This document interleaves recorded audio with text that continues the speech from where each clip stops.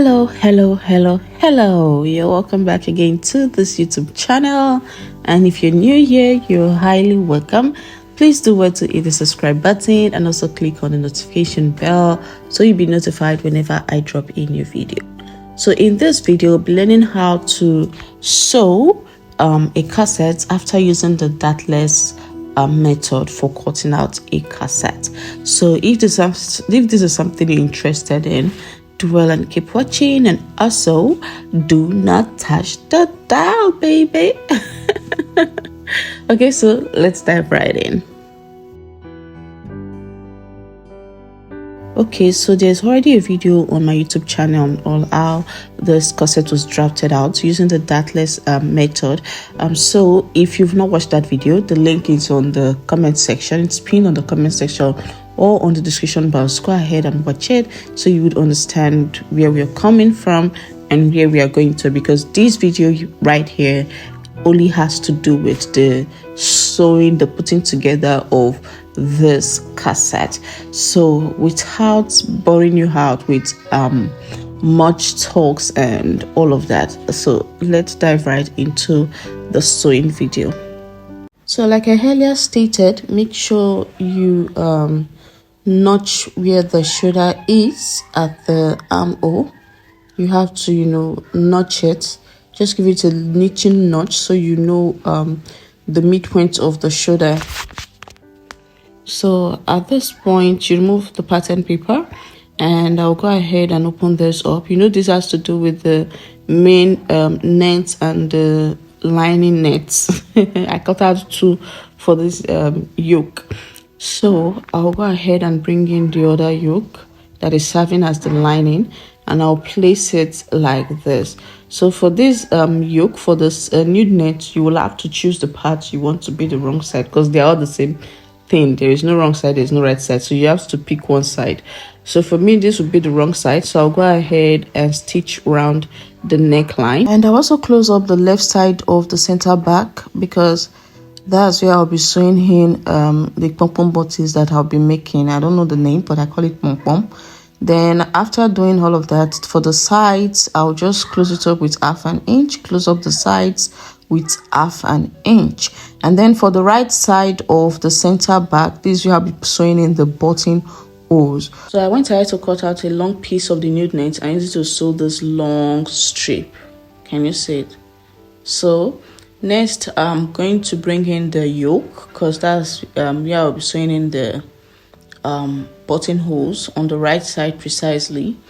And I'll go ahead and arrange this out. So you can see this left side, I have closed it up. That's the left side of the center back. And you can see the neckline. I have also, closed up the neckline as well, as you can see.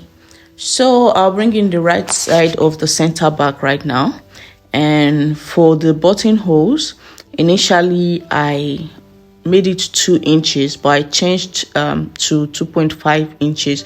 So I started cutting out 2.5 inches instead of 2 inches. So you cut out 2.5 inches, not 2 inches. After cutting out, you go ahead and fold it over like this. Are you seeing it? You bend it over like this.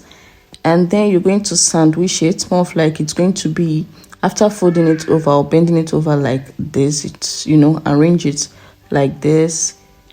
Just see what I'm doing, like this, yeah? So after doing that, you put it in between the main net and the lining like this. So meaning the buttonhole is on the right side of the lining and the main net. So you'll be stitching this up using 1/2 inch, yes? So make sure you make use of the 1/2 inch. Yes, make sure you make use of the 1/2 inch. Always take note that whatever allowance you left, you have to make use of that exact allowance so that you have a perfect fit for the corset. So I'll go ahead and place all the buttonholes like this, leaving 1 inch between each, and then I'll use the pin to hold it down. So this is how you're going to place it. So I'll do that and show you guys. So this is what I'm talking about. You can see I have arranged them, and you can see I left 1 inch space between each. on each space between each buttonholes, and I'll go ahead and use the 1/2 inch to stitch it up like this, to stitch up the right side of the center back. Let me be precise about it. So I'm using the 1/2 inch to stitch it up, as you can see. So you go ahead and use your pins to hold it in place so that it will be way easier for you when you're stitching them, when you're stitching it and when you're closing it up. So guys, this is it. I have closed up the right side of the center back as well after putting in the buttonholes. So when you turn it to the right side of the yoke, this is what you should have. This is what you should have. So this is it, guys. This is it. So after doing that, the next step is to bring in your bra cups. And for the bra cups, I want to put sewing a little dart on the bra cup just to give it a nice shape. So on the wrong side of your bra cup, not on the right side, please. I made a mistake. I don't know why I'm making this little mistake, but I corrected this mistake later on. On the wrong side of your bra cup, not the right side. I don't know. I just didn't see this. I don't know what was in my eyes at this moment. But on the wrong side, go ahead and mark 1/2 inch at the down of your bra cup, and then connect it to the midpoint of your bra cup like this. So you can use your pencil to outline it so you know where you're stitching, you get. And then you go ahead and stitch like this. So you go ahead and stitch it like this. Yeah. So this is what you will have.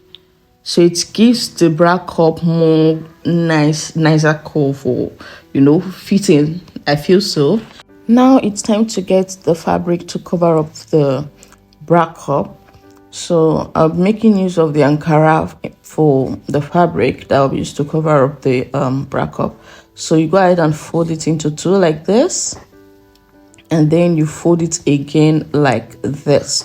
Then at this cone point, you go ahead and mark out 5 inch. If it's a big bra cup you're working with, you use 6 inches. But since this bra cup is a small size, I'll be marking out 5 inches to cut out the fabric. So I'll just go ahead and mark out 5 inches round. So you can see the way I am marking out 5 inches like this. So I'll just mark out 5 inches round like this, and then I'll go ahead and, you know, cut this out.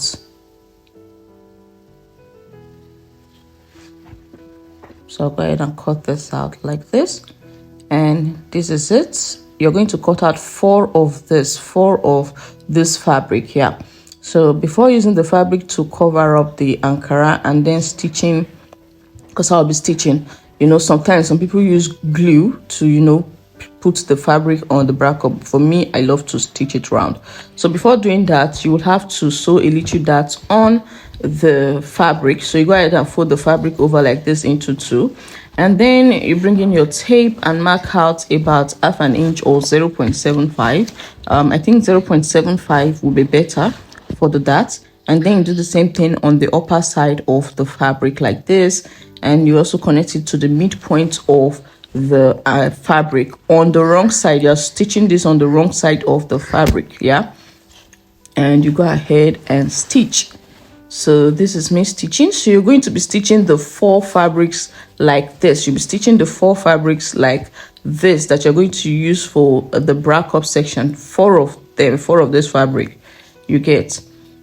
And then you go ahead and, you know, bring in the bra cup. So I'll open this right now and place it like this on the bra cup. You know, I don't like placing it like this horizontally. Rather, I like placing it in a vertical position, more of like the way I placed it earlier on before.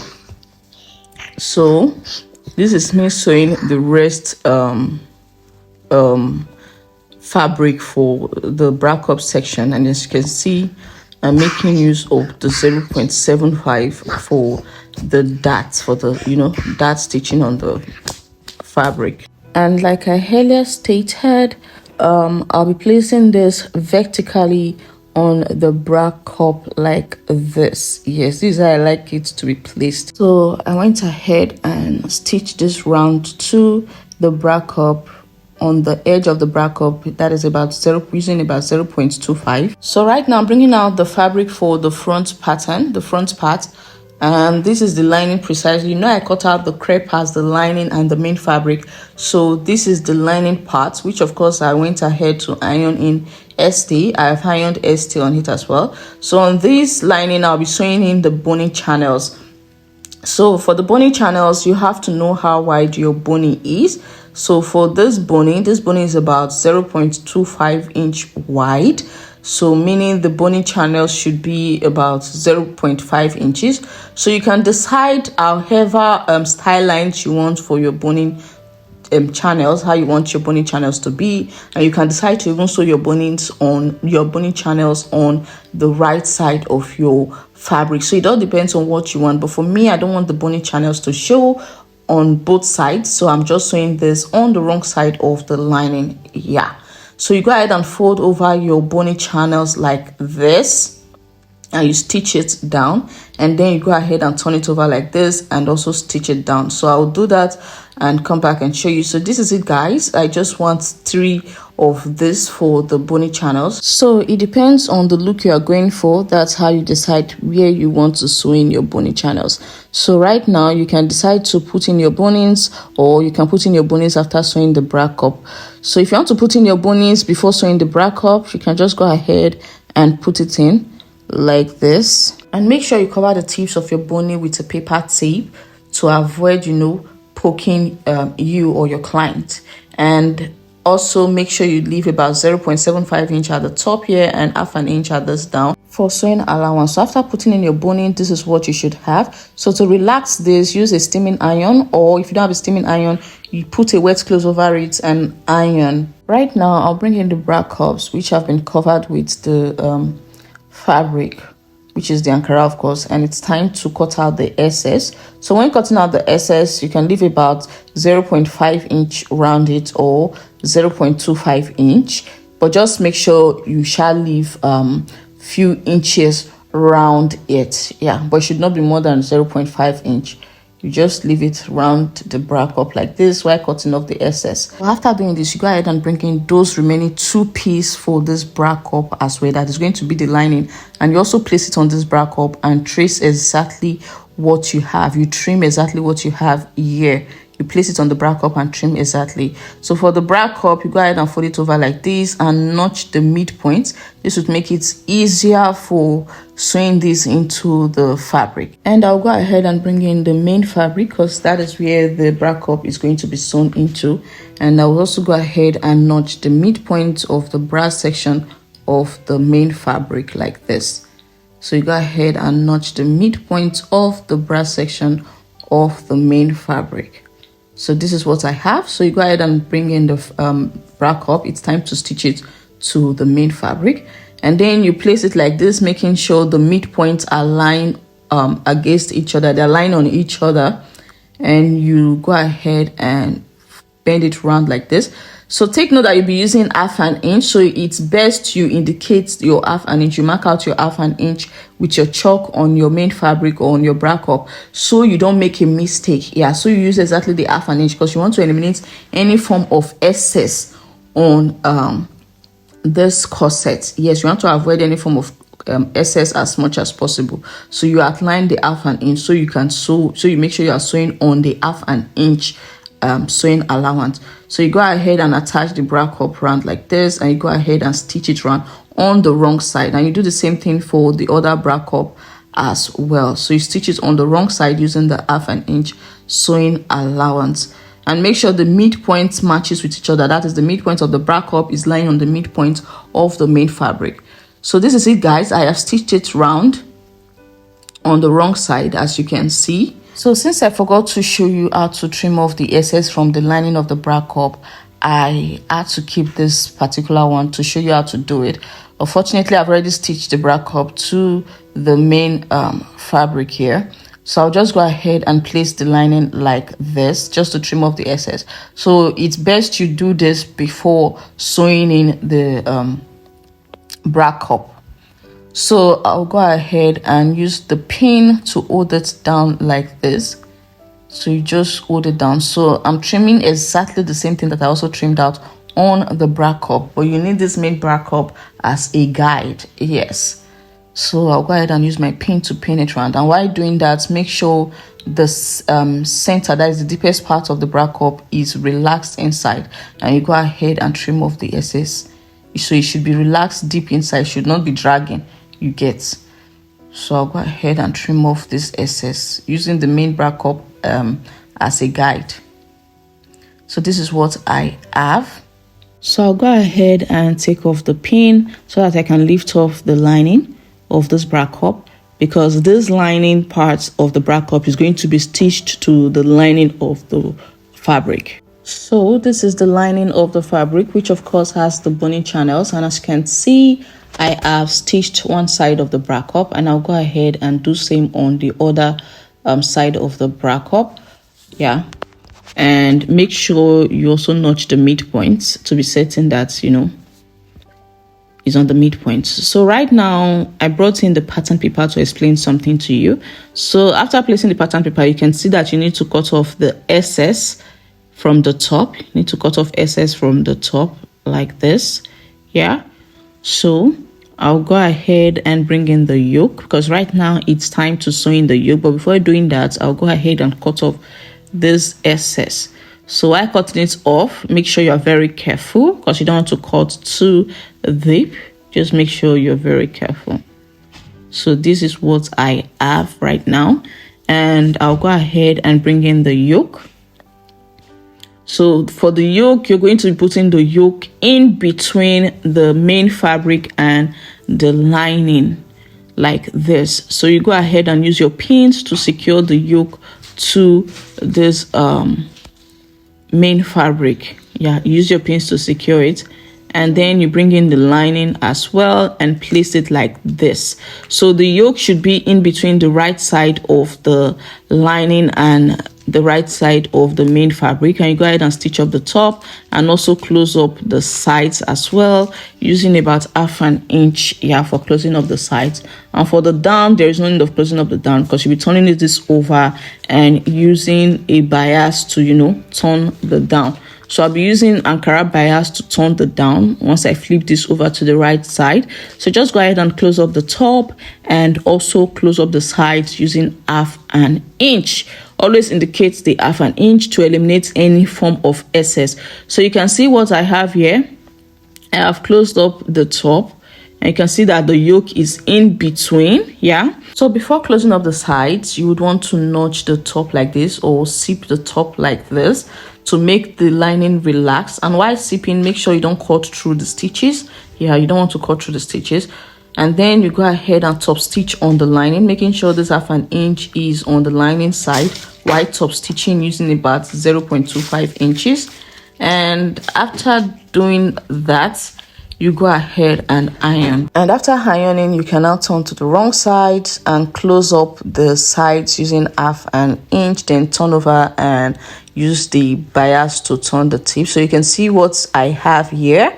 I have ironed, I have closed up the sides using ½ an inch, and for the down, you can see that I used Ankara as the bias. So use whatever you want to use as the bias. You can get the color of the crepe or the color of the fabric, whatever you want to do, and make sure you iron. Yes, and take note of every inches you're making use for your allowance. Whatever inch you left for your allowance is the inches you'll be using for sewing it. Please take note of that to avoid any form of excess, because you want this to be perfect. Since you didn't make use of a dart, you have to take note of the sewing allowance you left to avoid any form of excess. So right now it's time to stitch up the back section. So for the back pattern, you go ahead and bring in your main fabric. So like the front as well, the yoke is going to be in between the main fabric and the lining. So you go ahead and place your yoke, the back yoke, like this.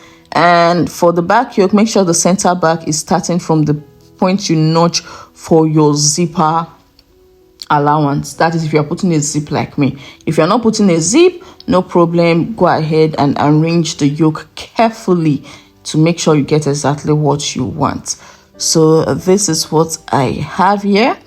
So you go ahead and pin the yoke to the main fabric like this, and then you bring in the lining and also place it. Make sure the zipper notches are lying on each other, and then you go ahead and close it up using 1/2 inch, and you close up the side using 1/2 inch. And for the zipper side, you can go ahead and close it up with 0.25 or leave it like this. When you turn it to the right side, you just weave the rough edges, and then you turn it to the after closing up the side and the top, you turn it over to the right side and you turn over the down using your bias, and you do the same thing on this other side. So this is what I have here. As you can see, this is what I have. So you make sure you iron after every stitches. It's after every stitch, make sure you iron. It's very important. It gives you a neater result, a neater look. So right now you can see that I'm having excess at the down of my back fabric, my back pattern. So to trim this off, make sure you arrange the top very well. Arrange it well, please. Arrange it before trimming it off. Yeah, make sure the shoulders are on point, are on the same level, and everything is, you know, on the same point. Yeah. Especially the shoulders, make sure they are arranged well. Just make sure you arrange it well before trimming off this excess. So the reason we are having this excess is because we didn't make use of a dart, so go ahead and trim off nicely. And for the down, you can see I have used the Ankara bias to, you know, turn it. And then for the side, I'll go ahead and close up the side seams using 1 inch, and then I'll sew in the zipper and put in the pom-pom buttons, and then sew in my sleeves. Yeah, so go ahead and do what you want to do. If you're not making use of a zip, meaning you have to make use of your, what's it called, I've forgotten the name, those golden rings at the back. So this is it. I have sewn in the sleeves, as you can see. Yeah, so this is the sleeves that I sewn in, and this is the wrong side of this corset, and this is the right side of this corset. So make sure you iron after every stitch. It's very important. So this is the corset on my mannequin, and as you can see, I've not added the zip or the pom-pom bunties yet. So while ironing, I mistakenly burnt this part, so please be very careful. I just had to make up for it using a little patch of the nude net to patch this up. So just make sure you are very, very careful to avoid burning especially on the nude nets. Just be very extremely careful. You don't want to burn, because it's going to make your work look somehow, I don't know, that's how it feels for me. So right now, go ahead and sew in the zip and the pom-pom buttons. So this is what I have here. So I made use of the Ankara for the pom-pom buttons, and I have sewn in the zip. So if you enjoyed this video, and if this video was very helpful to you, and you're yet to hit the subscribe button, like, guy, what are you waiting for?